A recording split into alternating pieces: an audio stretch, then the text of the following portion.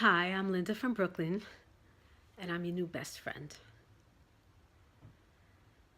Tonight, I want to speak about sex because sex is such an important element of a marriage, and Judaism's attitude towards sex is very positive. So, I make no apologies about talking about sex. And what I have to say is so important that, I mean, even if I just got through to one couple, it would be worth it. So I realize that some of you may think, oh, how could she talk about sex? But you know what? I'm thinking more like, how could everyone be getting divorced? And I'm a marriage patcher, so we're going to have to talk about it. Now, I'm not going to talk about going to the mikveh and check cloths and stuff like that. That you're going to go to the Rebbitzin for. She's going to teach you about the cycle and the ritual of family purity, which is very important spiritually and even practically. What I do want to talk about is something that I find women making a mistake on, and it's a very serious mistake that needs to be prevented. When women think that they're going to use sex as a weapon. Sex is not a weapon. It shouldn't be used as a weapon, ever. First of all, it isn't a weapon. So don't flatter yourself thinking you're going to use sex as a weapon. Because sex with a wife is like going to your favorite restaurant. You know what they have, and you like it. It's satisfying, but it's not that exciting. So what's sex with a wife? Sex is readily available, in any medium. You could pick up the phone, go in the street, look at the bus. Sex is readily available everywhere. So you're not actually denying him anything.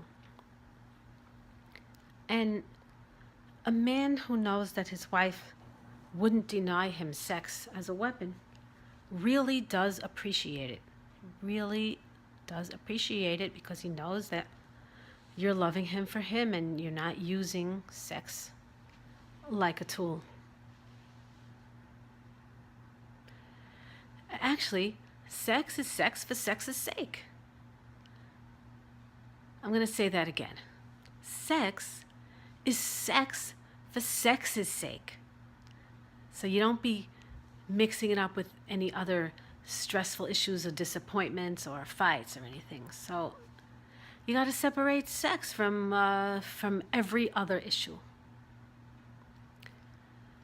Sex is one of your strongest bonds. You're bonding sexually. So why would you want to give that up? You never want to give up your sexual position.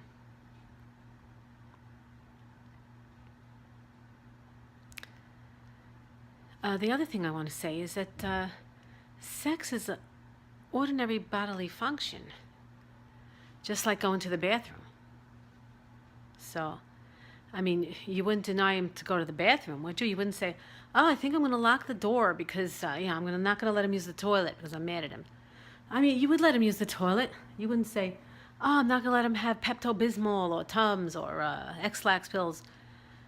If he needs to go to the bathroom, you understand that. And it's the same thing with sex. He needs sex just like he needs to go.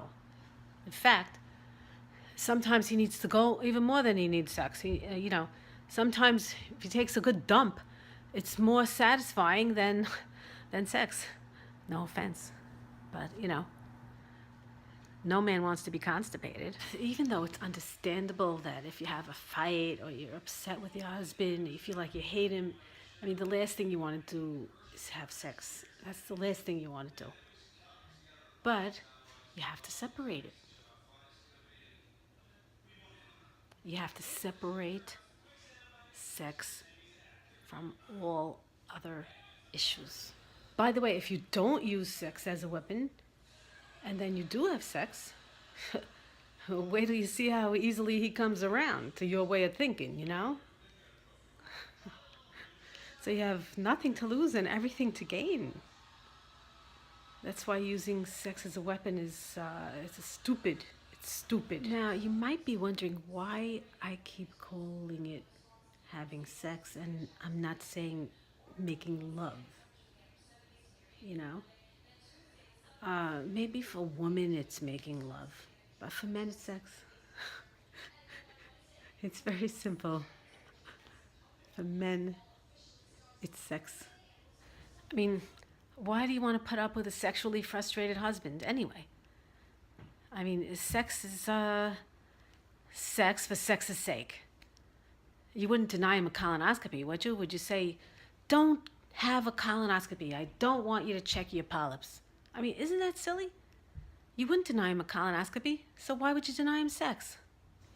Sex is love to a man. Sex is love.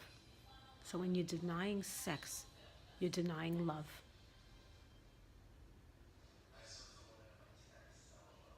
What are you winning?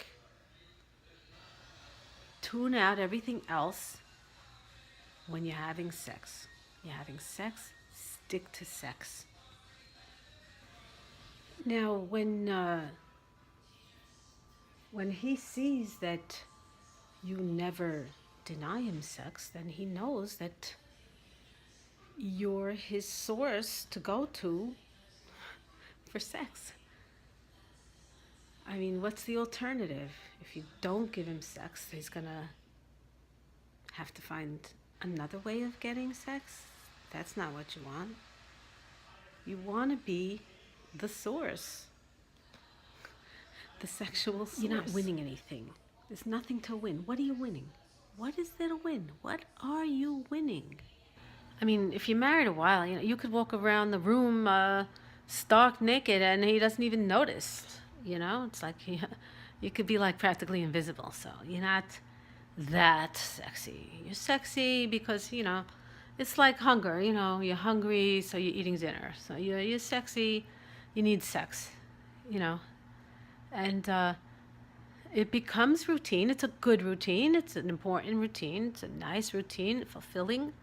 But a weapon it isn't. It's not a weapon. It simply isn't a weapon. So don't use sex as a weapon. Sex is one of the most important tools in your toolbox. If you want him to come around to your way of thinking, then I can't think of a better way than bonding sexually and then having a like-minded discussion about something.